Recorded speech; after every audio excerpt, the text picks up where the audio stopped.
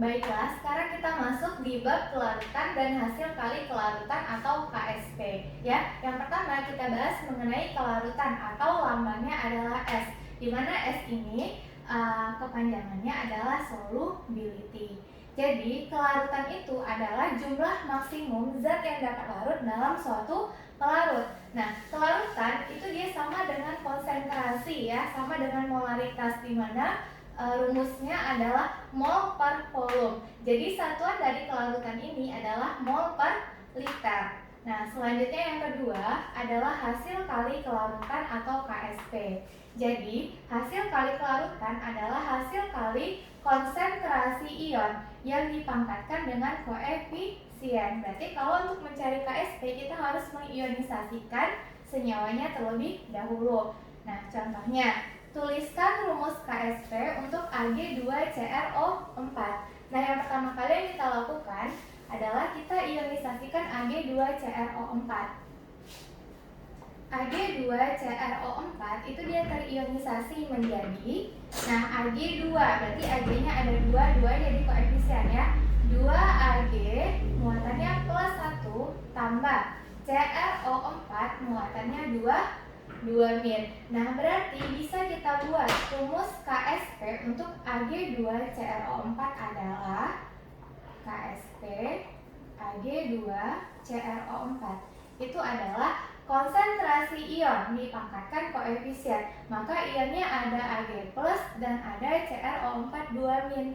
Nah, berarti konsentrasi Ag plus pangkat koefisiennya 2, berarti pangkat 2 dikali dengan konsentrasi CrO4 2 min, pangkat koefisiennya 1 berarti pangkat 1. Jadi begitu cara kita menentukan rumus KSP. Nah, selanjutnya yang ketiga. Yang ketiga di sini adalah hubungan antara S dan KSP atau hubungan antara kelarutan dan hasil kali kelarutan. Nah, contohnya yang pertama, hasil kali kelarutan KSP FeOH3 yang memiliki kelarutan 3 kali 10 pangkatnya 5 mol per liter adalah. Nah, jadi dari soal ini kan dia diketahui ada kelarutannya ya. Berarti S-nya sama dengan 3 kali 10 pangkat min 5 mol per liter. Nah, yang ditanya adalah berapa KSP FeOH3.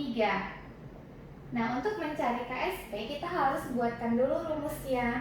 Nah, jadi kalau FeOH3 kita ionisasikan, FeOH3 dia terionisasi menjadi apa? Menjadi Fe3 plus tambah 3OH min. Nah, karena dari soal diketahui kelarutan FeOH3 adalah 3 kali 10 pangkatnya 5. Berarti di bawah FeOH3 ini kita buat dia angkanya 3 kali 10 pangkat min 5. Nah, untuk mencari kelarutan yang lain kita pakai perbandingan koefisien ya. Jadi, koefisien FeOH3 di sini kan 1. Nah, Fe3 plus di sini juga koefisiennya 1, berarti kelarutannya sama.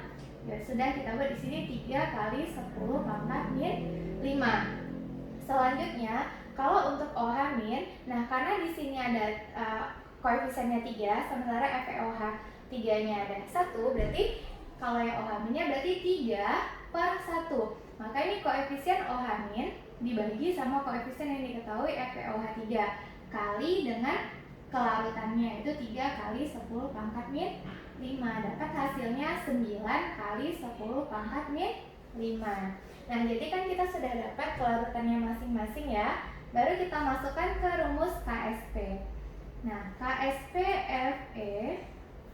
FeOH3 itu kan rumusnya konsentrasi ion pangkat koefisien ya.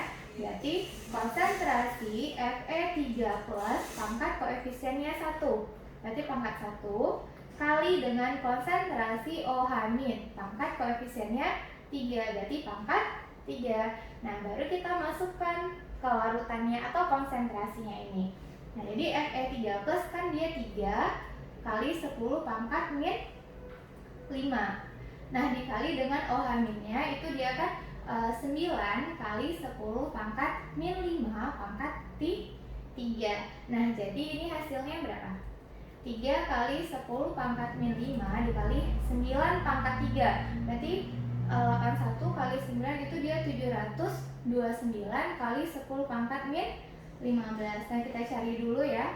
729 dikali 3, 7, 2, ini 6, 8, 21. Berarti jawabannya 2187 kali 10 pangkat min 20.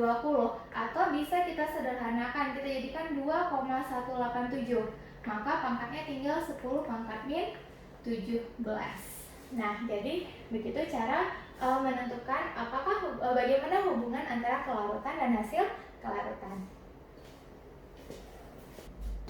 Baiklah, sekarang kita lanjutkan materinya, yaitu mengenai pengaruh ion senama atau ion sejenis, ya. Dimana pengaruh ion senama terhadap kelarutan itu dia bisa memperkecil kelarutan. Nah, jadi contoh soalnya yang pertama, KSP AgCl pada 25 derajat Celcius adalah 2 kali 10 pangkat min 10. Nah, yang A, berapa kelarutan AgCl di dalam air pada suhu tersebut? Nah, yang B, berapa kelarutan AgCl di dalam larutan NaCl 0,1 molar? Jadi kalau yang A ini kan ditanya dia kelarutan dalam air, berarti kelarutan yang seperti biasa. Nah, tapi kalau yang di B, dia ditanya adalah kelarutannya dalam NaCl. Nah, ini dia yang kelarutannya dalam ion sejenis ya nanti. Nah, maka kita jawab dulu yang A. Karena ditanya berapa kelarutan AgCl, berarti ditanya adalah kelarutan si AgCl. Nah, jadi kita kaitkan dengan hubungan S dan KSP yang di materi sebelumnya, di mana kalau untuk menentukan hubungan S dan KSP, baiknya kita ionisasikan dulu si AgCl ini, ya. AgCl dia kan terionisasi menjadi Ag plus ditambah dengan Cl min. Karena yang ditanya adalah kelarutan AgCl, jadi kita misalkan kelarutan AgCl di sini adalah dengan S, ya. Maka kalau untuk Ag plus kita pakai perbandingan koefisien saja. Karena mereka sama-sama satu, berarti di sini kelarutannya dimisalkan dengan S juga, dan di Cl min juga kelarutannya misalkan dengan S. Nah, jadi baru kita buat rumus KSP-nya.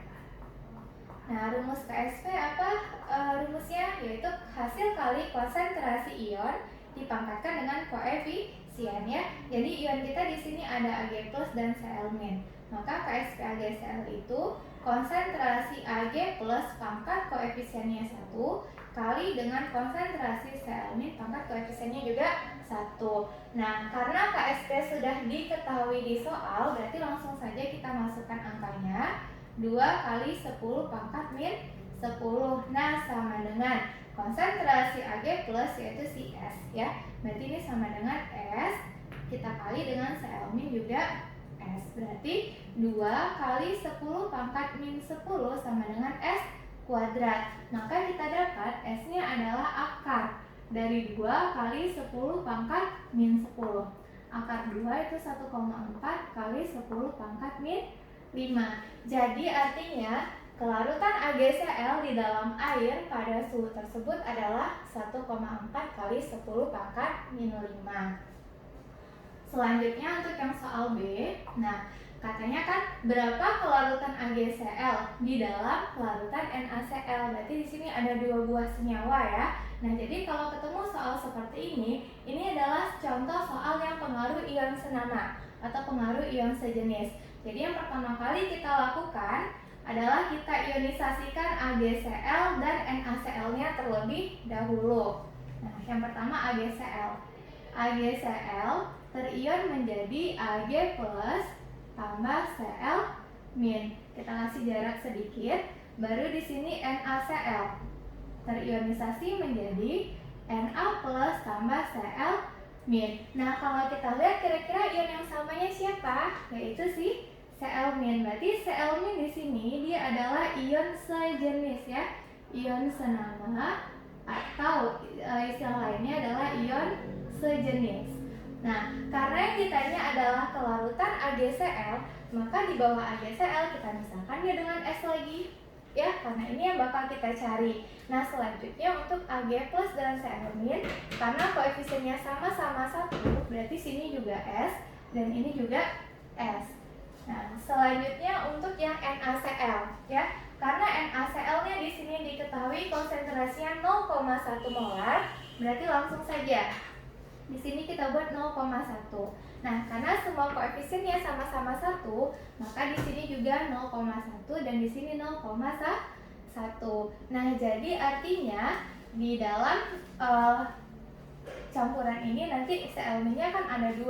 Maka kita buat pakai rumus KSP AgCl yang seperti yang di soal A. Itu dimana rumus KSP AgCl kan adalah konsentrasi Ag plus dikali dengan konsentrasi Cl min. KSP-nya adalah 2 kali 10 pangkat min 10. Nah, sementara konsentrasi Ag plusnya adalah S. Nah, untuk Cl min di sini kan dia ada 2 ya. Jadi seharusnya kita tambahkan S tambah 0,1. Nah, tapi karena S itu nilainya sangat kecil, jadi S itu bisa kita abaikan yang untuk di konsentrasi Cl min. Berarti ini nilainya sangat kecil, berarti kita abaikan ya, diabaikan. Nah, maka rumusnya jadinya 2 kali 10 pangkat min 10 sama dengan S dikali 0,1. Maka untuk mencari S adalah 2 kali 10 pangkat min 10 per 0,1 atau 2 kali 10 pangkat min 10 per 10 pangkat min 1 sama dengan 2 kali 10 pangkat min 9. Nah, jadi artinya kelarutan AgCl di dalam larutan NaCl adalah 2 kali 10 pangkat min 9. Kalau kita bandingkan di dalam air, kalau kelarutan AgCl dalam air adalah 1,4 kali 10 pangkat min 5, sementara dalam NaCl adalah 2 kali 10 pangkat min 9. Berarti terbukti kalau pengaruh ion senama itu dia bisa memperkecil kelarutan.